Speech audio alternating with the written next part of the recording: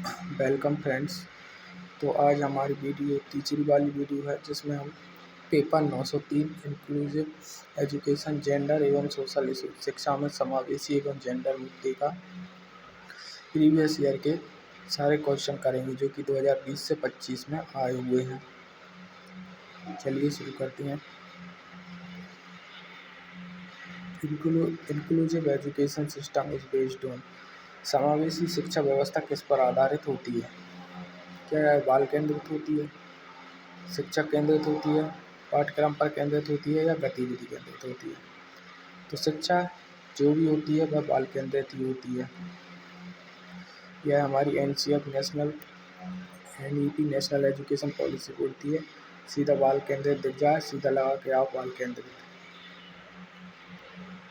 इसके बाद 2025 का अगला क्वेश्चन आया था, ब्रेल लिपि में कितने बिंदु होते हैं? ये भी काफ़ी आसान क्वेश्चन है। ब्रेल लिपि में 6 बिंदु होते हैं कुछ इस प्रकार से, और इनके माध्यम से स्पर्श के माध्यम से अक्षर बनाए जाते हैं। अधिगम अक्षम बालकों की पहचान हेतु उपयुक्त विधि नहीं है, यानी कि which is not a proper technique for studying learning disabled children. निरीक्षण करना, भाषा परीक्षण, योग्यता या उपलब्धि परीक्षण। तो उपलब्धि का परीक्षण नहीं करना चाहिए। जो भी अधिगम में अक्षम बालक हैं उनकी पहचान के लिए उपलब्धि परीक्षण नहीं होता। भाषा का परीक्षण हो सकता है, योग्यता का परीक्षण और निरीक्षण हो सकता है। अगला क्वेश्चन आया था, सामाजिकरण का औपचारिक साधन है। तो सामाजिकरण का जो औपचारिक साधन होगा वह विद्यालय होगा। सामाजिकरण का प्राथमिक कारक परिवार होता है, कई बार आया है। सामाजिकरण का औपचारिक साधन विद्यालय होता है, इसको याद रखना। अगले क्वेश्चन की ओर चलते हैं। जब किसी व्यक्ति में स्त्रीत्व और पुरुषत्व दोनों का मिश्रण पाया जाए तो उसे क्या कहेंगे? बाइसेक्सुअल, एंड्रोजीनी, पुरुष लिंग या स्त्रीत्व?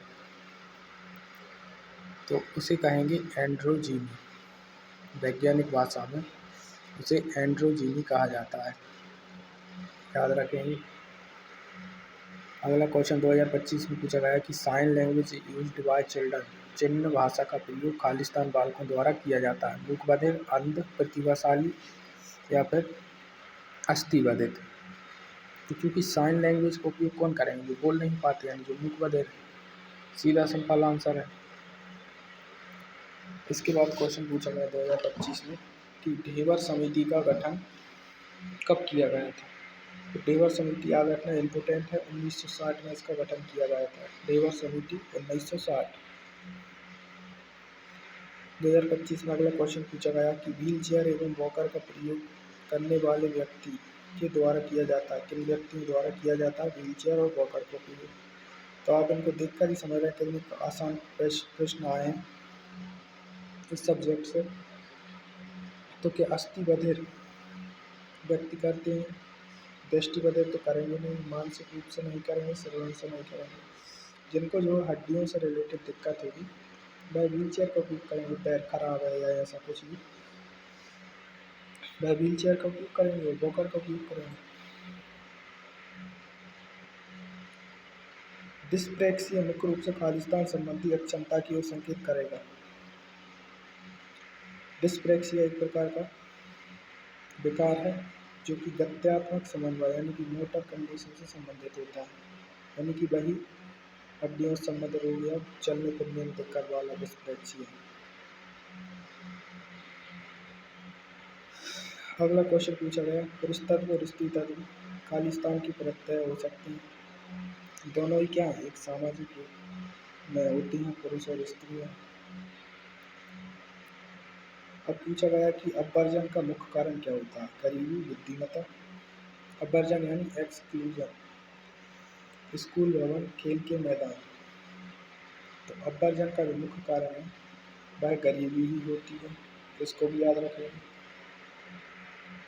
2025 में आया अगला क्वेश्चन था कि शिक्षा की आधुनिकीकरण धारणा क्या है?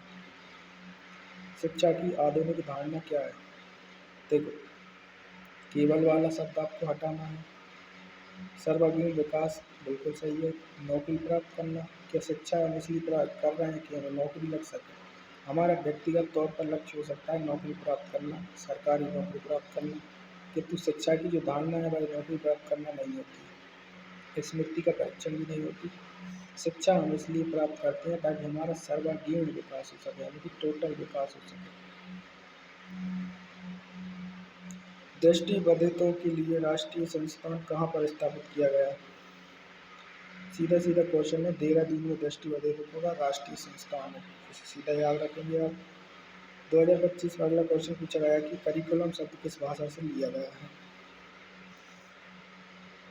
तो लैटिन भाषा से लिया गया है। ज़्यादातर जो भी शब्द हैं वह लैटिन भाषा से ही लिए गए हैं, इंग्लिश वाले, उसको आप थोड़ा ध्यान रखेंगे। वियना में मानव अधिकारों पर विश्व स्तर की कॉन्फ्रेंस कब की गई थी? 1990 में की गई थी, 93, 95 या 2000 में की गई थी? इसका सही आंसर है 1993। मानव अधिकारों पर विश्व स्तर कॉन्फ्रेंस हुई। इसके बाद मानव अधिकार आयोग भी कब बना है आपको याद होगा, इंडिया में 1993 में ही आया था, तो आप वहाँ से भी रिलेट करके लगा सकते हो उसको। अब हम पढ़ेंगे 2024 के आए हुए क्वेश्चन को। क्वेश्चन पूछा गया कि भारतीय कक्षाओं में असमानता का कारण क्या हो सकता है? तो राजनीति का प्रभाव बिल्कुल हो सकता है, और भारतीय कक्षा में असमानता यानी कि जो इनइक्वालिटी देखती है उसमें राजनीतिक प्रभाव भी हो सकता है, क्षेत्रीय आवश्यकताओं के हिसाब से भी असमानता आ सकती है, और सामाजिक प्रभाव भी हो सकता है, यानी कि तीनों भी ऑप्शन इसमें सही है। अगला क्वेश्चन देखते हैं, भारतीय पुनर्वास परिषद की स्थापना पूछ रहा है। तो भारतीय पुनर्वास परिषद की सीधी स्थापना 1992 में हुई थी। सीधा क्वेश्चन है, सीधे तरीके से याद रखना है। दृष्टि दोष का कारण क्या है? आँखों में संक्रमण। दृष्टि दोष का कारण है आँखों में संक्रमण होना, विटामिन ए की कमी होना। देखो, आँखों में संक्रमण होगा तब भी दृष्टि दोष हो सकता है, और विटामिन ए की कमी से भी, यानी कि इसका आंसर दोनों ही होगा। अब आते हैं अपने 19वें क्वेश्चन पर। पुरुष तत्व का नकारात्मक पक्ष पूछ रहा है। नारी योग्यता पर संदेह करना हो सकता है। नारी की सुरक्षा तो सकारात्मक चीज़ होगी, नकारात्मक पक्ष थोड़ी होगा, तो मुझे नहीं लगता कि ये होना चाहिए इसमें। इसके बाद परिवार के प्रति समर्थन, ये भी सकारात्मक चीज़ है, ये भी नहीं होना चाहिए। तो नारी की जो योग्यता है उस पर संदेह करना पुरुष तत्व का एक नकारात्मक हो सकता है। स्त्री पुरुष की विविध गतिविधियों से संबंधित है। जेंडर, लिंग, नारीवाद या सभी के सभी।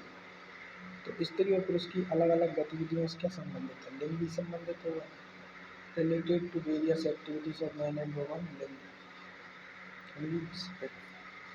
इसके बाद अगला क्वेश्चन पूछा गया है, पूर्ण श्रवणबधित छात्रों की श्रवणबद्धिता खाली स्थान डीबी तक होती है, यानी कि जो पूरी तरीके से सुन नहीं सकते, hearing defect of complete hearing impaired child, उसकी जो श्रवणबद्धिता है वो कितने डेसिबल तक जा सकती है? तो मेरे हिसाब से तो 90 डेसिबल ही होगा, क्योंकि मनुष्य जो है 90 डेसिबल तक की ध्वनि सुन सकता है, और यदि पूर्ण श्रवणबद्धित है तो वह 90 डेसिबल की ध्वनि नहीं सुन पा रहा है, सिंपल सी बात है। IQ of mentally retired child is, मानसिक मंदबुद्धि वाला की बुद्धि लग। देखो, यहाँ पर IQ के सूत्र से भी लगा सकते हो, तो 100 तो नहीं होगी, क्योंकि 100 तो नॉर्मल बच्चे की होती है। जैसे यदि कोई बच्चा 20 साल का है और उसकी मानसिक आयु भी 20 साल की है, तब उसकी 100 निकलती है, यानी कि ये नॉर्मल IQ होता है। तो 100 तो नहीं होनी चाहिए। आपको IQ के सूत्र पता ना हो तो इसको याद रखना, मेंटल एज अपॉन में कैलकुलेटेड एज गुणा 100। किसने दिया? तो स्टर्न ने दिया, और इसमें सुधार किसने किया? तो टर्मन ने किया। दोनों चीज़ें याद रखना। अब मंदबुद्धि यानी इसमें अपन कम वाली को ढूंढना है, 100 से तो कम ही होनी चाहिए। देखो, 90 से 110 तो प्रतिभाशाली, 120 तो बहुत ज़्यादा होगी, तो इसमें क्या आएगा? बिलो 70 आंसर होगा इसका। अब पूछ रहा है कि विशिष्ट बालकों की शिक्षा हेतु नवीन विधियाँ किसके द्वारा दी गई थी? तो ये जो है हमारी मोंटेसरी मैडम है, इन्होंने जो है विशिष्ट बालकों की शिक्षा हेतु नवीन विधियाँ दी थी। इनका संबंध कहाँ से? हमारी मोंटेसरी इटली से संबंधित है, इसको भी याद रखना है। इसके बाद अगला क्वेश्चन है डिस्ग्राफिया का लक्षण। तो डिस्ग्राफिया में मैंने आपको बताया था कि जब लिखने में समस्या होती है तो डिस्ग्राफिया होता है। तो इसमें यही है अपठनीय लेखन, यानी कि लेखन में आने वाली समस्या। सुनने की समस्या इससे रिलेटेड नहीं होगी, पढ़ने की समस्या इससे रिलेटेड नहीं होगी, गणना की समस्या इससे रिलेटेड नहीं होगी। गणना की समस्या के लिए कौन सा आता है? कैलकुलिया, डिस्कैलकुलिया, इसको याद रखेंगे आप। चलिए आगे बढ़ते हैं। डोनोवान ने नारीवाद सिद्धांत को कितने भागों में बांटा है? सीधा सीधा आपको याद रखना है कि डोनोवान द्वारा नारीवाद का सिद्धांत 5 भागों में बांटा गया है। 2024 का अगला क्वेश्चन था कि ब्रेल लिपि में कितने अक्षर और चिन्ह होते हैं? तो इसमें कुल 63 अक्षर और चिन्ह कुल 63 होते हैं। डॉट डॉट वाली ब्रेल लिपि होती है, याद रखना। लुईस ब्रेल जो है इसको ईजाद किए थे, ये भी याद रखना। और इसमें जो है अक्षर और चिन्ह कितने होते हैं? 63, इसको भी याद रखना। अगला पूछा गया वाणी दोष का कोई एक कारण लिखना है। वाणी दोष यानी कि बोलने में आने वाला दोष। तो कटे हुए तालु का होना, सीधी बात है, यदि आपके तालु कटे हुए हैं तो आपको वाणी दोष होगा, आप ठीक से नहीं बोल पाओगे। श्रवण शक्ति रिलेटेड नहीं है, उच्च बुद्धि रिलेटेड नहीं है, उच्च प्रशिक्षण रिलेटेड नहीं है यहाँ पर। अब आते हैं नारी तत्व क्या है? जैविक गुण है, सामाजिक संरचना या प्रत्यय, कानूनी अधिकार। तो नारी तत्व को सामाजिक संरचना या प्रत्यय के रूप में देखा जाता है, इसको याद रखना। थोड़े अलग क्वेश्चन है इसमें, इस वाले सब्जेक्ट में थोड़े अलग टाइप के सिंपल से दिख रहे हैं, लेकिन इतनी सिंपल है नहीं जितने दिख रहे हैं, यानी कम भाषा में लिखे गए हैं, किंतु अच्छे खासे वही लोग लगा सकते हैं जिन्होंने कंसेप्ट ठीक से पढ़े हैं। अब पूछ रहा है कि दोनों गांव के नारीवाद सिद्धांत को कितने भागों में बांटा गया है? ये हमने अभी थोड़े ही ऊपर किया था, फिर से रिलेट हो गया ये क्वेश्चन। कुल 5 भागों में इसको बांटा गया है, इसको आप ठीक ध्यान से देखना। अगले क्वेश्चन पे चलते हैं। पाठचर्या से क्या आशा है? अध्ययन का मार्ग केवल पुस्तक, स्कूल भवन, केवल परीक्षा। केवल वालों को तो आँख नीच कर हटा दिया करो, क्योंकि ये नेगेटिव हो जाते हैं। स्कूल भवन या अध्ययन का मार्ग, तो स्कूल भवन का भी कोई रिलेशन नहीं है। पाठचर्या किस लिए है? तो अध्ययन का एक मार्ग है।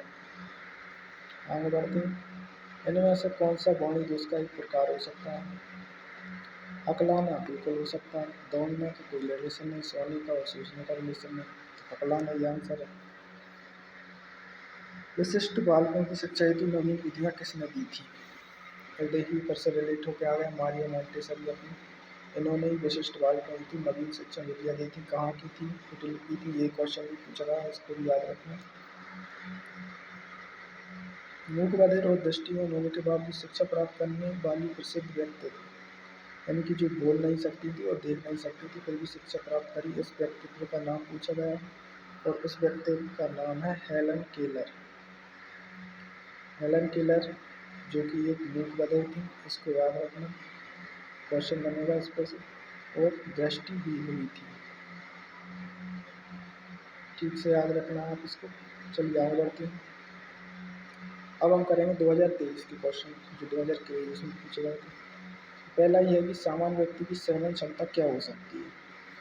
तो सामान्य व्यक्ति जो है 0 से लेकर 25 डेसिबल तक की ध्वनियों को आसानी से सुन सकता है, यही उसकी श्रवण क्षमता होती है। याद रखना, सीधा सीधा क्वेश्चन आएगा, फैक्चुअल क्वेश्चन है। भारत में एकीकृत शिक्षा की शुरुआत कौन से वर्ष में हुई? तो भारत में जो आपने एकीकृत शिक्षा जो शुरू की वह 1974 से शुरू की है, इसको भी याद रखना पड़ेगा आपको। चलिए 2023 का दूसरा 36वीं क्वेश्चन पर आते हैं। 2023 में पूछा गया है कि दृष्टिबाधित बालकों की भाषा क्या है? अब देखो ये तो कुछ सरल क्वेश्चन हो जाते हैं। जो दृष्टिबाधित है उनकी भाषा क्या होगी? अब जो आँखों से देख नहीं सकते वो संकेतों से क्या ही समझेंगे, है ना। और हिंदी अंग्रेजी बोल तो सकते हैं, लेकिन जो उनकी मैनुअली भाषा होगी वह कौन सी होगी? ब्रेल लिपि होगी, डॉट डॉट वाली, यानी स्पर्श करके समझने वाली भाषा। अब आते हैं इनमें से कौन सी एक अधिगम अक्षमता है? यानी कि लर्निंग डिसेबिलिटी पूछ रहा है, तो डिसलेक्सिया तो है ही, बुखार तो एक बीमारी है। अंधता, अंधता को अधिगम अक्षमता क्यों नहीं कह सकते, क्योंकि यह अधिगम में अक्षमता नहीं डालने एक कारण नहीं हो सकती, क्योंकि यदि कोई व्यक्ति अंधा भी है तब भी वह चीज़ों को सीख सकता है। बुखार आना तो एक बीमारी होती है, लेकिन डिसलेक्सिया जिसको है उसे पढ़ने में दिक्कत आती है, तो यह एक अधिगम अक्षमता है। Gender is a concept, gender एक अवधारणा है, जैविक है, सामाजिक, शारीरिक, अनुवांशिक। सिंपल सी बात है, जेंडर एक जैविक है यानी बायोलॉजिकल अवधारणा है। विकलांग व्यक्तियों के लिए राष्ट्रीय नीति की घोषणा कब की गई थी? तो जो विकलांग व्यक्ति हैं उन्हें राष्ट्रीय नीति की घोषणा 2006 में की गई थी। सीधा सीधा क्वेश्चन याद रखना है। ब्रेल लिपि के जनक अभी मैंने बताया लुईस ब्रेल थे। सीधा सीधा क्वेश्चन आएगा, याद रखना है। इसके बाद आते हैं समावेशी शिक्षा की मुख्य विशेषताएं पूछा, यानी इंक्लूसिव एजुकेशन में क्या समानता होती है, एकीकरण होता है, सभी के लिए अवसर भी दिए जाते हैं, यानी इसका आंसर हो गया उपयुक्त सभी। मानसिक मंदता को इस नाम से भी जाना जाता है। बौद्धिक अक्षमता, शारीरिक श्रवण का मेंटल डिसेबिलिटी है तो उसको बौद्धिक अक्षमता ही कहेंगे, शारीरिक क्यों कहेंगे या श्रवण क्यों कहेंगे। सरल क्वेश्चन है। इसके बाद इसमें पूछा RCI का फुल फॉर्म पूछा है, तो इसको आपको थोड़ा एक बार देखना पड़ेगा। Rehabilitation council of India, RCI का फुल फॉर्म क्या है? रिहेबिलिटेशन काउंसिल ऑफ इंडिया, यानी भारतीय पुनर्वास परिषद। एक बात में आया होगा ये क्वेश्चन, दोबारा भी आ सकता है, इसलिए आपको याद रखना पड़ेगा कि RCI यानी कि रिहेबिलिटेशन काउंसिल ऑफ इंडिया।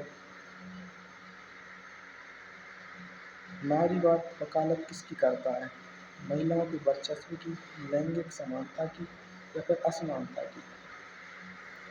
देखो, महिलाओं का वर्चस्व एक तरीके से नेगेटिव पॉइंट बना रहा है और असमानता तो नेगेटिव है ही, तो नारीवाद वकालत करता है लैंगिक रूप से उन्हें समानता दिए जाने की।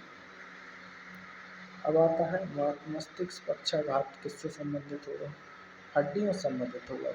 सिंपल हटा दोगे तो मांसपेशी और मस्तिष्क से, हाँ होगा। आँखों से, कानों से बिल्कुल नहीं होगा, तो मांसपेशियाँ और मस्तिष्क से संबंधित होगा, सीधी बात है। कम दृष्टि वाले बच्चों की पहचान के लिए किस उपकरण का उपयोग किया जाता है? स्नेटेल चार्ट, थर्मामीटर या फिर स्टेथोस्कोप। स्टेथोस्कोप तो आपने बार बार पढ़ा होगा। ये तो क्या है, एक डॉक्टर का यंत्र होता है जिससे वो पल्स वगैरह चेक करता है, तो इसका यहाँ पर आना संभव नहीं। इसके अलावा थर्मामीटर से ही बुखार मापते हैं, तो ये भी नहीं आ सकता। तो यहाँ पर क्या है, स्नेल चार्ट। स्नेल चार्ट जो है कम दृष्टि वाले बच्चों की पहचान के लिए एक उपकरण है। समावेशी शिक्षा में शिक्षक की क्या भूमिका होगी? वह सुविधादाता के रूप में काम करेगा, बिल्कुल। ऑब्जर्वर होगा, बिल्कुल। हेल्पर होगा, बिल्कुल। यानी कि तीनों ही शिक्षक की भूमिका होगी, सुविधादाता, निरीक्षक और सहायक। RPWD अधिनियम 2016 कितनी श्रेणियों की विकलांगता को बताता है? ये बहुत इंपॉर्टेंट क्वेश्चन है। सीटेट एमपीटेट में भी आता है ये क्वेश्चन। लगभग सारे क्वेश्चन जो हम करते हैं वो सब इधर भी आते हैं। तो 21 प्रकार की RPWF जो है 2016 श्रेणियाँ बताता है विकलांगों की। अब करते हैं 2022 के क्वेश्चंस को।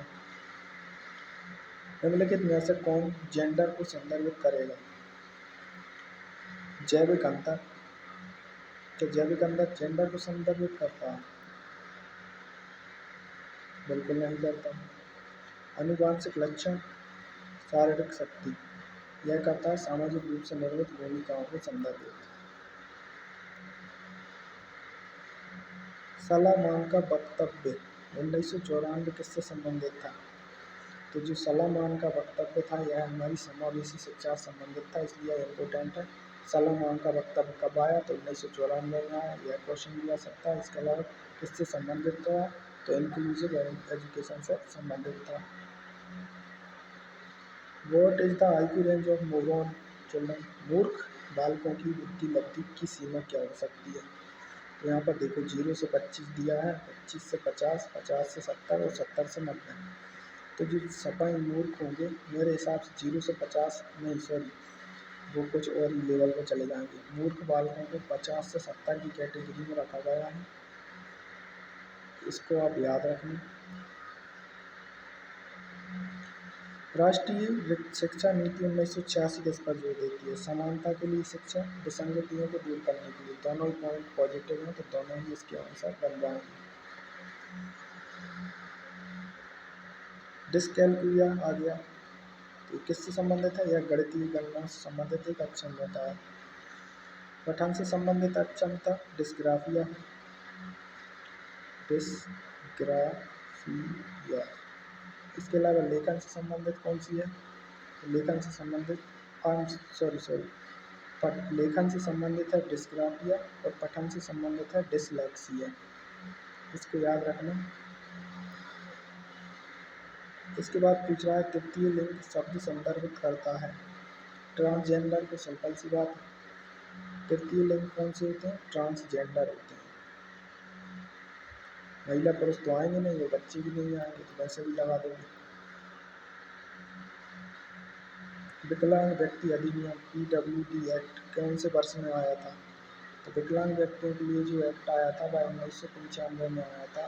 सीधा सीधा याद रखना है। विकलांग व्यक्तियों के लिए जो एक्ट आया था वह 1995 में आया था। जो 2016 का आया था वो इसमें सुधार के लिए आया था, जिसमें 21 प्रकार की विकलांगताएं बताई थी, लेकिन जो शुरुआती आया था वह 1995 में आया था। इसको याद रखना है। बेटी बचाओ बेटी पढ़ाओ योजना का मुख्य उद्देश्य पूछ रहा है। लिंग आधारित चयन का उन्मूलन, बालिकाओं का संरक्षण और उत्तरजीविता, बालिकाओं की सुरक्षा को निश्चित करना। तो तीनों ही पॉइंट जो हैं पॉजिटिव पॉइंट हैं, इसलिए इसका उत्तर क्या होगा? उपयुक्त सभी के सभी आ जाएंगे इसमें। तो तीनों ही बालिकाओं से भी संबंधित है। इसलिए ब्रेल लिपि के में मुख्य रूप से किस इंद्रिय का उपयोग होता है? क्या ब्रेल लिपि में दृष्टि का उपयोग होता है? दृष्टि नहीं होती तभी तो ब्रेल लिपि बनाई गई। सुनने का उपयोग भी नहीं होता। स्पर्श का उपयोग होता है, क्योंकि इसमें जो यहाँ से डॉट डॉट डॉट से अब स्पर्श करके अलग अलग प्रकार के अक्षर बनाए जाते हैं, तो उससे संबंधित होती है ब्रेल लिपि। समावेशी शिक्षा में संसाधन कक्ष रिसोर्स रूम का उपयोग बताओ। विशेष मार्गदर्शन करेगा, स्पेशल गाइडेंस देगा, खेल खेलने के लिए, स्टाफ मीटिंग के लिए होता है, या फिर किताबें रखने के लिए होता है। तो चूँकि संसाधन कक्ष है तो क्या करेगा? इसमें कुछ रिसोर्स होंगे ऐसे जो विशेष मार्गदर्शन दे सकें, यानी कि ऐसी चीज़ें जो पढ़ाने में या पढ़ने में और भी ज़्यादा अच्छे से मदद कर सकें, ऐसी चीज़ों का रिसोर्स होगा। इसलिए यह क्या देगा? एक विशेष मार्गदर्शन देगा। अब आ रहा है नारीवाद एक आंदोलन है, इसका उद्देश्य क्या है? महिला की श्रेष्ठता स्थापित करना। अब इसको थोड़ा ध्यान से देखोगे तो यह क्वेश्चन गलत ही लगेगा आपको, क्योंकि महिलाओं की श्रेष्ठता यानी कि वुमेन सुपीरियोरिटी आ जाएगी तो फिर पुरुष क्या करेंगे? तो ऐसा नहीं है किसी एक की सुपीरियोरिटी लाना, दोनों को बराबर लेके चलना, यही नारीवाद का वो है। पुरुषों का विरोध करना भी बिल्कुल नहीं है। यह क्या है? महिलाओं के लिए समान अधिकार, जैसे पुरुषों जैसे महिलाओं का अधिकार देना नारीवाद आंदोलन का क्या है? एक उद्देश्य है। श्रवण हानि यानी हेयरिंग लॉस को कैसे नापेंगे? अब देखो, मीटर में क्या नापते हैं? लंबाई। तो इसको आने का क्या है? किलोग्राम में वजन नापते हैं, तो इसको यहाँ का है। वाट में क्या नापते हैं? वाट में कुछ नहीं वाट में भी नहीं नापते। डेसिबल में जो है श्रवण हानि को नापा जाता है। वाट में शक्ति को नापा जाता है। निम्नलिखित में से कौन अस्थि विकलांगता का उदाहरण हो सकता है? पोलियो। हाँ, पोलियो में क्या होता है? हमारे एक पैर का पतला हो जाता है, दूसरे पैर की तुलना में उसकी ग्रोथ नहीं हो पाती, वही तो पोलियो है। तो किससे संबंधित होगा? हड्डियों से संबंधित होगा। अंधता का यहाँ कोई काम नहीं, बहरापन, आत्मकेंद्रित का कोई काम नहीं। अब आ रहा है यूनेस्को का पूर्ण रूप पूछ रहा है आपसे। United Nation Education Scientific and Cultural Organisation, यही है इसका सही answer. United Nation Education Scientific and Cultural Organisation. और यूनेस्को अगर ये बात करें कब स्थापित किया गया था, तो 1945 में। इसका मुख्यालय कहाँ है? तो फ्रांस में इसका मुख्यालय है। यूनेस्को कि आपने विश्व धरोहर स्थल बार बार सुना होगा। विश्व धरोहर स्थल भी यही डिनोट करता है कौन सी धरोहर स्थल? विश्व धरोहर स्थल। इसके अलावा उसके ऊपर कुछ पैसे भी खर्च करता है उसकी सुरक्षा बनाए रखने के लिए। इसके अलावा साइंस से रिलेटेड काम भी करेगा, शिक्षा से रिलेटेड भी काम करेगा और कल्चर के लिए विश्व धरोहर स्थल। समझ रहे हो? इसके बाद आते हैं a child who can see clearly from a very close distance is called. वह बच्चा जो केवल बहुत पास की दूरी से स्पष्ट देख सकता है वह क्या कहलाएगा? प्रतिभाशाली तो कहलाएगा नहीं, क्योंकि ये तो अलग ही चीज़ होती है। नॉर्मल बच्चा भी नहीं हो सकता है ऐसा, पूरा अंधा भी नहीं है वो, तो क्या होगा? आंशिक रूप से दृष्टिबाधित बच्चा होगा। अब देखिए 2022 के बाद 2021 के कुछ क्वेश्चन देख लेते हैं। वंचित बालकों की समस्या है, असुरक्षा की भावना रहती है उनमें, आत्म मोह से पीड़ित रहती हैं या फिर निम्न आकांक्षा रखते हैं। वंचित बालकों से तात्पर्य है ऐसे बालक जो नॉर्मल बालकों से थोड़े अलग हैं, यानी कि इनमें जो क्या है थोड़ी बहुत कमियां समझ सकते हो, हालांकि कमियां शब्द तो इस्तेमाल नहीं करना चाहिए, तो हाँ ऐसी ही होती है। तो वंचित बालकों में असुरक्षा की भावना, आत्ममोह से पीड़ित होना और निम्न आकांक्षा का स्तर होना, तीनों ही होती है।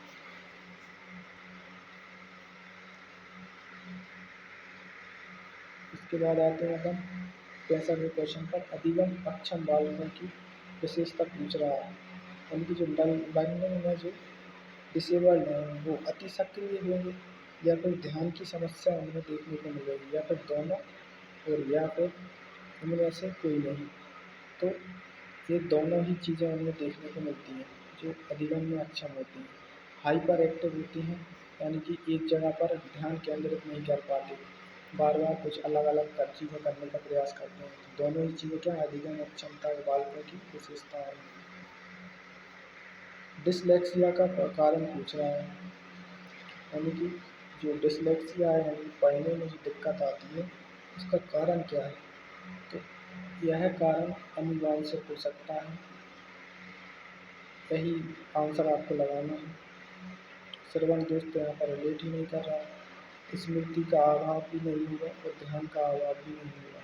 यह एक आनुवंशिक बीमारी है डिसलेक्सिया, सीधी बात है। डिसलेक्सिया क्या है? एक आनुवंशिक बीमारी है, यानी कि आपकी यदि जीन्स में आपके माता पिता के जरिए या दादा दादी के जरिए आप में आ सकती है डिसलेक्सिया की बीमारी। इसके बाद पूछा है पुरुष तत्व का सकारात्मक पक्ष। तो भाई साहब परिवार के प्रति समर्थन अच्छी चीज़ है, नारी समानता का अभाव रहना ये सकारात्मक नहीं है, ये नेगेटिव पक्ष है। अधिकारों का दुरुपयोग करना नेगेटिव होगा, उपयोग सभी तो फिर आएगा नहीं, तो क्या आएगा? ना परिवार के प्रति समर्पण क्या है? पुरुष तत्व का एक सकारात्मक पक्ष है। 68वां क्वेश्चन पूछ रहा है कि समूह भावना का विकास तीव्र गति से होता है घर में, विद्यालय या मंदिर में? आंसर होगा विद्यालय में, क्योंकि विद्यालय में ही तो आप फ्रेंड्स बनाते हो तो एक ग्रुप बन जाता है आपका, ग्रुप बन जाता है तो समूह भावना का विकास तीव्र कहाँ होगा? तो विद्यालय में होगा। चलिए आगे बढ़ते हैं। बालक बौद्धिक रूप से भिन्न बालक है, बौद्धिक रूप से भिन्न बालक प्रतिभाशाली भी हो सकता है, अस्थिबाधित अंधा कोई नहीं। तो इसका आंसर क्या होगा? बौद्धिक रूप से अलग है तो मैं तो प्रतिभाशाली तो होगा। इसके अलावा बौद्धिक रूप से अलग होगा तो बालक ऐसा भी हो सकता है कि उसमें बुद्धि का अभाव हो या कमी हो, तो उसमें वो मूर्ख बालक या ऐसे बालक भी आ सकते हैं। तो लेकिन यहाँ पर पॉजिटिव वे में पूछ रहा है और एक ही आंसर सटीक दिया हुआ है, तो प्रतिभाशाली बालक के होते हैं बौद्धिक रूप से भिन्न होते हैं, क्योंकि अस्थिबाधित और अंधा तो यहाँ पर रिलेट ही नहीं हो रहा है। अब पूछ रहा है कि पाठ्यक्रम समावेशी पाठ्यक्रम है, करिकुलम इज इंक्लूसिव करिकुलम, बाल केंद्रित आएगा इसमें, सीधी बात है। बाल केंद्रित आ गया तो बाल केंद्रित ही आएगा। समावेशी शिक्षा कैसी होती है? बाल केंद्रित होती है। ब्रेल लिपि का आविष्कार कब किया गया था? अभी आपसे सीधा क्वेश्चन ये पूछा है कि ब्रेल लिपि को कब बनाया गया था? 1821 में बनाया गया था, 25 में बनाया गया था, या फिर 1921 में या 1925 में? तो ब्रेल लिपि को लुईस ब्रेल द्वारा 1821 में बनाया गया था। लुईस ब्रेल को पढ़ने लिखने का बहुत शौक था, लेकिन किसी वजह से शुरुआत में ये नॉर्मल थे, तो किसी वजह से बाद में इनकी जो है आँखें चली गई, जिसके बाद फिर इन्होंने ब्रेल लिपि का आविष्कार किया था।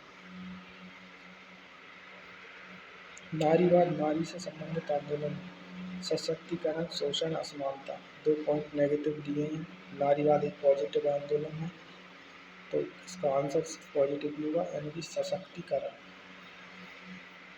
The teacher's role should be ऐसा डॉट इन अ स्कूल। शिक्षक की भूमिका विद्यालय में क्या होनी चाहिए, किसकी होनी चाहिए? तो इसमें से जो नेगेटिव है उनको हटा देना है, जैसे तानाशाही गलत बात है। अधिकारी होना नहीं होना चाहिए, आपको एक फैसिलिटेटर यानी सुविधादाता के रूप में कार्य करना चाहिए। वंचित शब्द का अर्थ है मुख्य धारा से दूर, समूह में शामिल विशेष उपचार या फिर कोई नहीं। तो जो समूह मुख्य धारा से दूर होते हैं, यानी ऐसे लोग जो कि क्या है, सामाजिक रूप से शुरुआत से ही पिछड़े हुए हैं, ऐसे लोगों को वांछित शब्द से डिनोट किया जाता है। समावेशी शिक्षा क्या होगी? एक ही कक्षा में सभी के लिए शिक्षा, केवल प्रतिभाशाली, अलग भागों में शिक्षा। तो यहाँ पर देखो नेगेटिव आ गया, क्यों केवल लगा है। अलग भागों का में भी अलग अलग थोड़ी होते हैं। समावेशी तो सबको जोड़ने की बात करती है, तो एक ही कक्षा में सभी के लिए शिक्षा कैसी है? समावेशी शिक्षा है। अब कह रहा है डिस्ग्राफिया, लेखन संबंधी अयोग्यता किसे कहते हैं? लिखने में कठिनाई आना, पढ़ने में कठिनाई आना, सुनने में और चलने में।